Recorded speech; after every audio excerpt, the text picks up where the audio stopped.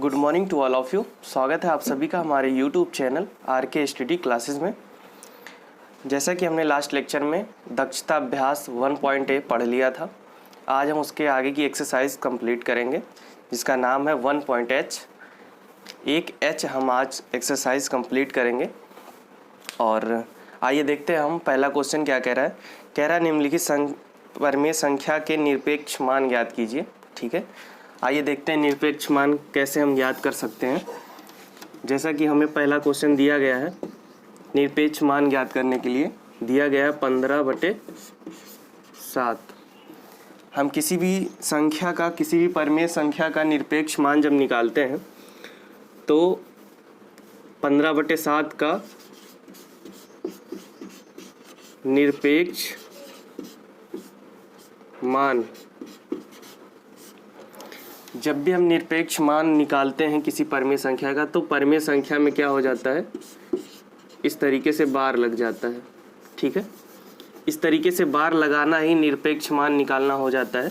ठीक है, और इसकी वैल्यू क्या हो जाती है हम बता दें। इसकी वैल्यू हमेशा पॉजिटिव रहती है। जब भी किसी परिमेय संख्या में, इस तरीके से बार लग जाता है, ठीक है, तो इसका फिर से परिमेय संख्या में बदलना ही निरपेक्ष मान कहलाता है। और हम बता दें, जब भी ये बार हटता है तो कोई भी संख्या अंदर लिखी हो, पॉजिटिव हो या निगेटिव हो, आंसर हमेशा क्या आता है हमारा, पॉजिटिव ही आएगा, धनात्मक ही आएगा। अंदर चाहे धनात्मक परिमेय संख्या हो या ऋणात्मक परिमेय संख्या हो, जो भी संख्या आंसर में आएगी वो हमारी हमेशा धनात्मक यानी पॉजिटिव ही आएगी। ठीक, जैसा कि हम यहाँ पे देख रहे हैं कि 15/7 यहाँ पॉजिटिव दी गई है, तो अगर संख्या पॉजिटिव है तो हम पॉजिटिव ही लिख देंगे इस तरीके से, यही हमारा आंसर हो जाता है। ठीक है, और अगर यहाँ पे -15/7 होता तो फिर माइनस हट जाता तो भी हमारा आंसर 15/7 होता। ठीक, कहने का मतलब ये है कि कोई भी परिमेय संख्या अंदर दी हो, उसकी वैल्यू, उसका निरपेक्ष मान हमेशा धनात्मक या पॉजिटिव ही आएगा। ठीक, ये पहला का पहला हो गया। इसी प्रकार हम दूसरा वाला क्वेश्चन देखते हैं।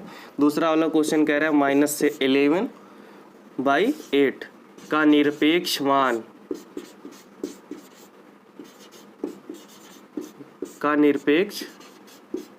मान क्या हो जाएगा। इस तरीके से बार लगा देंगे निरपेक्ष मान का, -11/8 इस तरीके से। अब हम इस बार को हटा देंगे, हटाने के बाद हम क्या पाएंगे, हमारा आंसर हो जाएगा 11/8, यही हमारा आंसर हो जाएगा।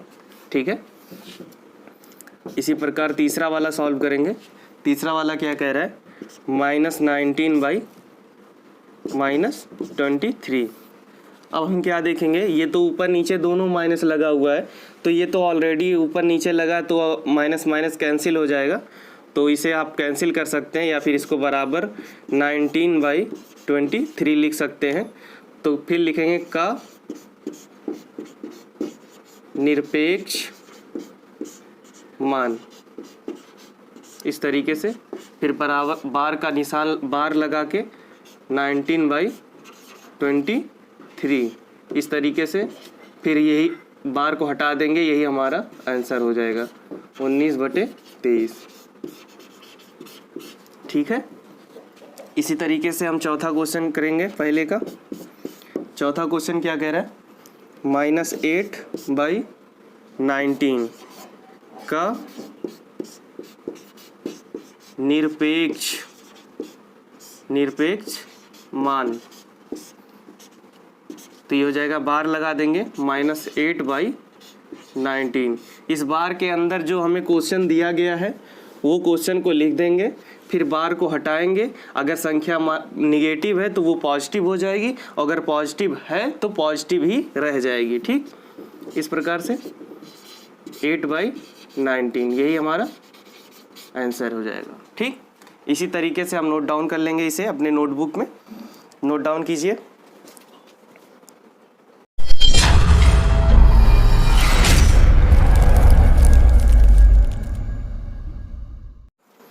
आइए देखते हैं इसी प्रकार क्वेश्चन नंबर 2 क्या कह रहा है, सरल कीजिए।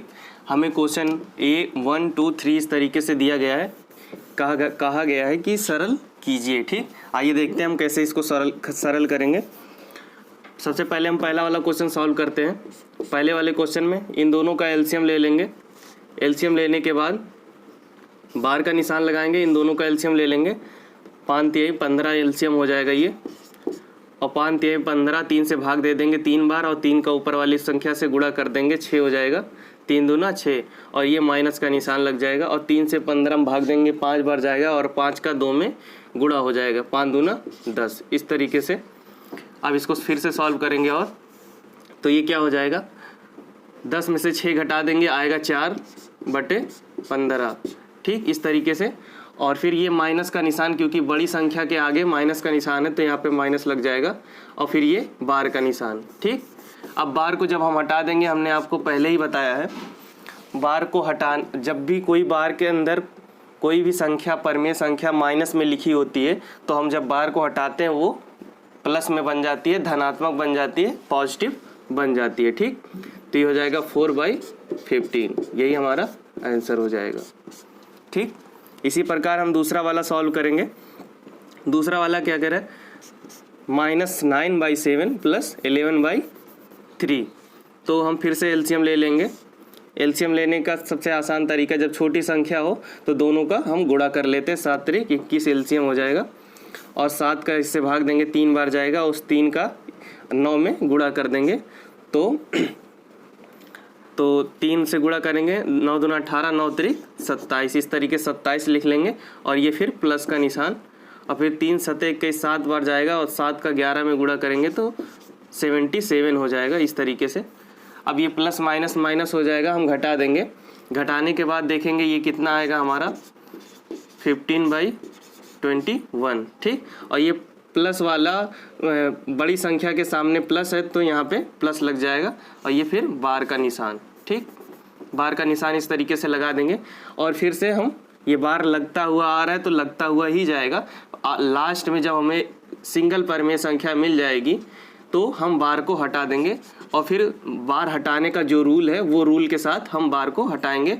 तो देखेंगे इसके अंदर जो भी परमेय संख्या दी गई है वो धनात्मक है, पॉजिटिव है, तो पॉजिटिव ही रहने देंगे। इस तरीके से यही हमारा आंसर हो जाएगा। ठीक है, इसी तरीके से हम तीसरा वाला सॉल्व करेंगे। तीसरा वाला गुणे में दिया गया है, मल्टीपल में गुणा करना है इन दोनों परमेय संख्या का।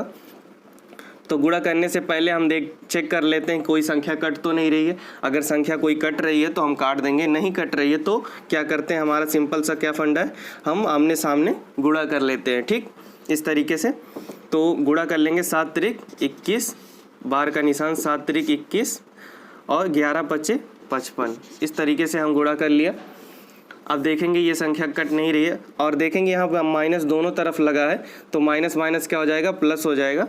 तो ये हो जाएगा 21/55। अब बार को हम हटा देंगे, बार को हटाने के बाद क्या आ जाएगा आंसर, 21/55।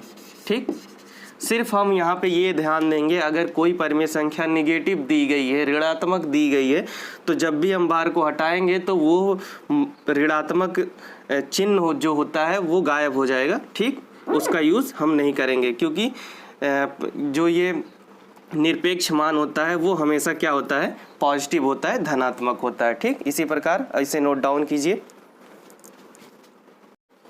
इसी प्रकार क्वेश्चन नंबर 3 पे आते हैं। क्वेश्चन नंबर 3 क्या कह रहा है, क्वेश्चन नंबर 3 कह रहा है x की वैल्यू हमें दी गई है और y की वैल्यू दी गई है, दोनों डिफरेंट वैल्यू दी गई है, और फिर क्या कहा है कि निरपेक्ष मान x प्लस निरपेक्ष मान y, दोनों की प्लस इन दोनों की वैल्यू हमें निकालनी है। हम आपको बता दें, अगर यही चीज़ दूसरे तरीके से लिखा होता है, इस तरीके से x + y, और ये फिर बार का निशान दोनों तरफ लगा होता है। अब हम आपको बता दें इन दोनों में डिफरेंस क्या है, डिफरेंस बहुत ज़्यादा है इन दोनों में। कहने का मतलब ये है कि अगर यहाँ पे इस तरीके से दिया गया है तो जो भी ये x की वैल्यू होगी और y की वैल्यू होगी, हम जब बार को हटा के इन दोनों को जोड़ेंगे तो 101% ये जो परिमेय संख्या होगी हम पॉजिटिव लेके ही जोड़ेंगे। क्यों? क्योंकि हम बिना बार को हटाए नहीं जोड़ सकते हैं, और जब भी हम बार को हटाएंगे ये परिमेय संख्या चाहे निगेटिव हो या पॉजिटिव हो, हमेशा इसको हम पॉजिटिव ही यूज़ करेंगे, धनात्मक ही यूज़ करेंगे, ठीक।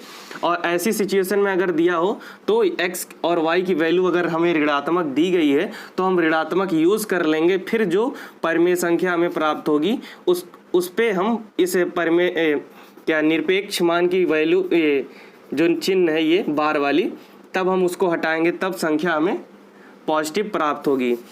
कहने का मतलब ये है, पहले अगर देखते हैं, हम यहाँ सॉल्व करते हैं, अभी आपको समझ में आ जाएगा। आइए देखते हैं, x की जगह पे x की वैल्यू रखेंगे और y की जगह पे y की वैल्यू रखेंगे, तो ये हो जाएगा -1/2 और ये +3/4 इस तरीके से, ठीक। हमने वैल्यू रख दी। वैल्यू रखने के बाद हम क्या करेंगे, सबसे पहले हम बार को हटाएंगे, तभी हम जोड़ने का काम कर पाएंगे। तो बार हटाने का मतलब हमने आपको बता दिया था, बार हटाने का यही सिंपल सा रूल होता है कि अंदर कोई भी परिमेय संख्या ऋणात्मक हो या धनात्मक हो, उसे हम हमेशा धनात्मक लिख लेते हैं, ठीक। इस तरीके से माइनस हट जाएगा, 1/2 हो जाएगा और ये बार का निशान हट जाएगा और ये प्लस, और ये पॉजिटिव है तो पॉजिटिव ही हम इस तरीके से लिख लेंगे, ठीक। अब इसका हम एलसीएम ले लेंगे, इसका एलसीएम ले लेंगे, आएगा 4 और 2 2 ज़ा 4 और 2 का 1 से मल्टीप्लाई कर देंगे तो ये हो जाएगा 2 + 3, इस तरीके से 3 2 5 हो जाएगा 5/4। यही हमारा क्या हो जाएगा, आंसर, ठीक है। यही हमारा आंसर हो जाएगा। इसे नोट डाउन कर लीजिएगा, हम मिटा दे रहे हैं। इसी प्रकार चौथा, इसके आगे का क्वेश्चन चौथा वाला क्या कह रहा है, चौथा क्वेश्चन मान ज्ञात करना है। कैसे मान ज्ञात करना है, दिया है माइनस बार का निशान, बार माइनस छोटे ब्रैकेट के अंदर 3/-7 इस तरीके से दिया गया है, ठीक। इसकी वैल्यू हमें निकालनी है, मान ज्ञात करना है। हम इसकी वैल्यू कैसे निकालेंगे, हम पहले सबसे लास्ट में बार हटाने का काम करते हैं, उससे पहले अगर अंदर कुछ भी दिया है तो हम उसे सॉल्व कर लेते हैं, ठीक है। ठीक उसी प्रकार जिस प्रकार हमने क्वेश्चन नंबर 2 में कर लिया था, 2 परिमेय संख्याओं का जोड़ दिया गया था, फिर बार दिया गया था, तो पहले हम जोड़ने का काम कर लेंगे, फिर लास्ट में बार हटा लेंगे। इसी प्रकार हम पहले ब्रैकेट ओपन करने का काम करेंगे। ब्रैकेट ओपन करेंगे तो ये क्या हो जाएगा, 3/-7 और ये माइनस, और ये दोनों माइनस माइनस क्या हो जाएगा, प्लस हो जाएगा, माइनस माइनस कैंसिल हो जाएगा या प्लस हो जाएगा और फिर ये बार का निशान लग जाएगा, ठीक। इस तरीके से नहीं, हम इस तरीके से लिख देते हैं इसको, 3/7 और ये माइनस माइनस ओपन हो जाएगा, क्या हो जाएगा, प्लस हो जाएगा, इस तरीके से, ठीक, प्लस हो जाएगा। और फिर ये बार का निशान हटा देंगे तो ये संख्या जो भी है ये पॉजिटिव हम लिख लेंगे, इस तरीके से। यही हमारा आंसर हो जाएगा, ठीक। इसी प्रकार इसे नोट डाउन कीजिए। इसी प्रकार अगला क्वेश्चन नंबर 5। क्वेश्चन नंबर 5 क्या कह रहा है, x बराबर -5/7 और y बराबर 3/4 इस तरीके से दिया गया है। और फिर वैल्यू हमें निकालनी है, बार के अंदर प्लस बार के अंदर x इंटू बार के अंदर y, ठीक। इसकी वैल्यू हमें निकालनी है। वैल्यू हम कैसे निकालेंगे, सबसे पहले हम यहाँ पे मान रख देंगे इस प्रकार, -5/7 और इंटू बार के अंदर 3/4। हमने वैल्यू रख दी, वैल्यू पुट कर दी। अब सबसे पहले हमने आपको बताया था, जब बार के अंदर एक परिमेय संख्या होती है तो सबसे पहले हम बार को हटाने का काम करते हैं, ठीक है, और फिर उसे जोड़ या घटा या गुणा कर सकते हैं, जो भी होगा, ठीक। सबसे पहले हम बार को हटा लेंगे, बार को हटाएंगे तो ये क्या हो जाएगा, संख्या निगेटिव है तो क्या हो जाएगी, ये पॉजिटिव हो जाएगा, 5/7 इंटू ये 3/4 जो कि पॉजिटिव है तो पॉजिटिव हम लिख लेंगे, ठीक। अब फिर चेक कर लेंगे कि कोई संख्या कट रही हो तो हम काट देंगे, देखेंगे कोई संख्या नहीं कट रही है तो हम इनका गुणा कर लेंगे आपस में, तो ये क्या हो जाएगा, 5 × 3 तो ये हो जाएगा 15 और ये 7 × 4 28। यही हमारा क्या हो जाएगा, आंसर, ठीक। इसी प्रकार इसे नोट डाउन कीजिए। यही हमारा आंसर हो जाएगा, ठीक है, यही हमारा आंसर हो जाएगा। इसी के साथ हम आते हैं, इसी के साथ हम आज का लेक्चर, आज का क्लास यहीं ख़त्म करते हैं। और आपके लिए क्वेश्चन नंबर 6 आपके लिए होमवर्क है, इसको आप लोग सॉल्व करेंगे और इसका आंसर आप कमेंट बॉक्स में देंगे, ठीक है। और वीडियो पसंद आई हो तो वीडियो को लाइक करना मत भूलिएगा। अगर कोई भी छात्र, कोई भी स्टूडेंट चैनल पे नया है तो चैनल को सब्सक्राइब करना मत भूलिएगा। और मिलते हैं हम अगले वीडियो में, तब तक के लिए थैंक यू, धन्यवाद।